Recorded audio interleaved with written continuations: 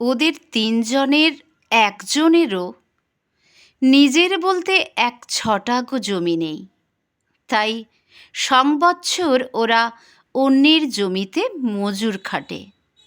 আর ডুবুরের কাজও একটু আধটু জানে বলে গ্রামের কারো ইঁদারার মধ্যে ঘটি বাটি কি চাবির গোছা পড়ে গেলে ওরাই গিয়ে ইঁদারায় ডুব দিয়ে সেসব তুলে দেয়।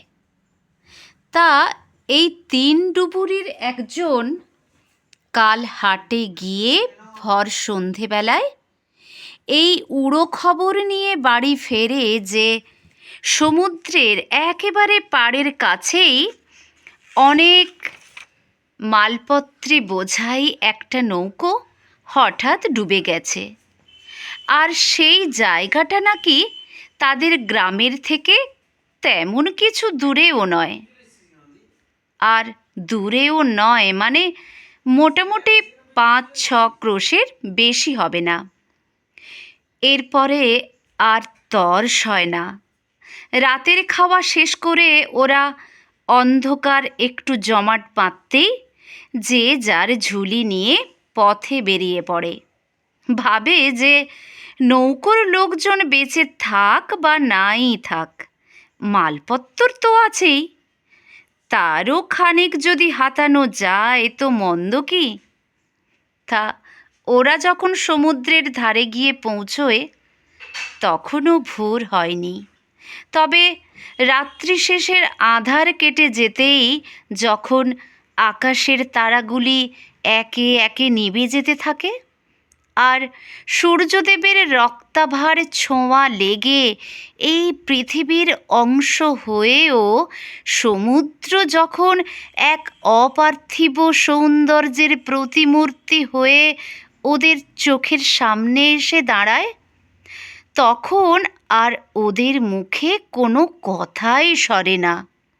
না, সমুদ্রে কোনো নৌকাডুবির ঘটনা ঘটেনি, ওটা নেহাতি একটা গুজব।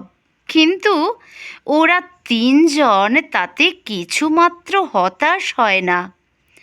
শিক্ষিত যুবক নবকুমারের মতন ওরা মুখে কিছু বলে না বটে, তবে ওরাও ভাবে, আহা কি দেখিলাম, জন্ম জন্মান্তরেও ভুলিব না।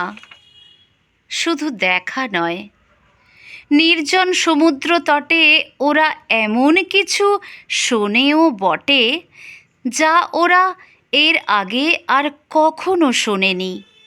শোনে নিশান্তের হাওয়ার উদ্দেল ঝাউ আর দেবদারু পাতার মর্মর ধ্বনি। সমুদ্রে এসে পড়েছে তার তৃপ্ত কলস্বর।